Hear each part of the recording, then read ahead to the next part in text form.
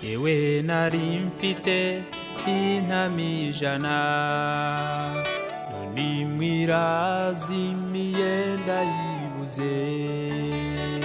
ihorere iyo ikurushya umenya 9 zirahagije.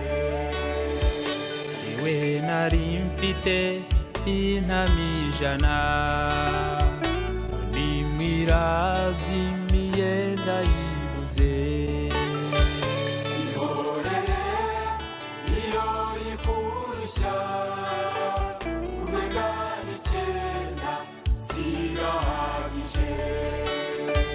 Yesu aravuga ati naje gushaka icyari cyazimiye kandi nashaka ko hari n'umwe warimbuka. Yesu aravuga ati naje gushaka icyari cyazimiye kandi nashaka ko hari n'umwe warimbuka.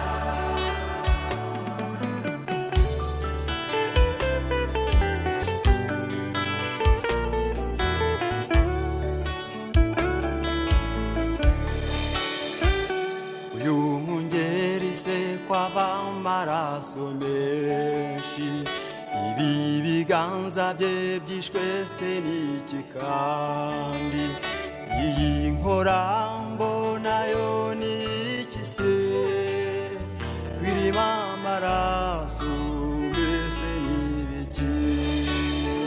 Yesu yarakubiswa akomeretswa n'abantu, ibiganza bye byatewe n'imisuma, erega yarababajwe avugwa atukwa n'abantu, agushaka kandi nanjye anshaka.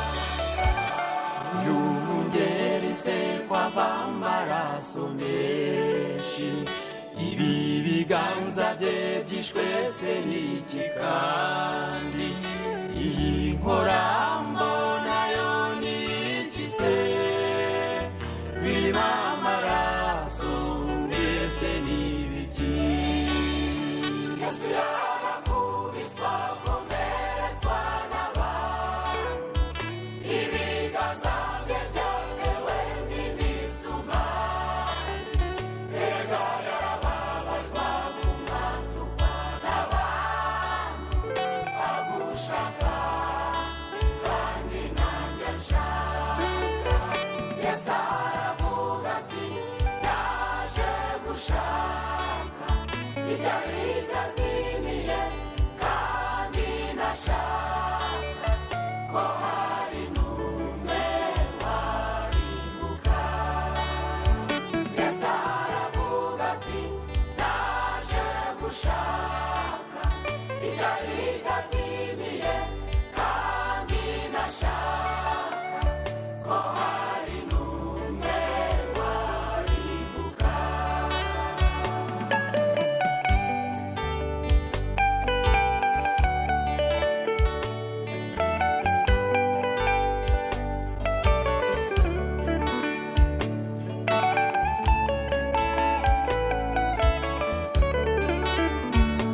Se birangiye yasubiye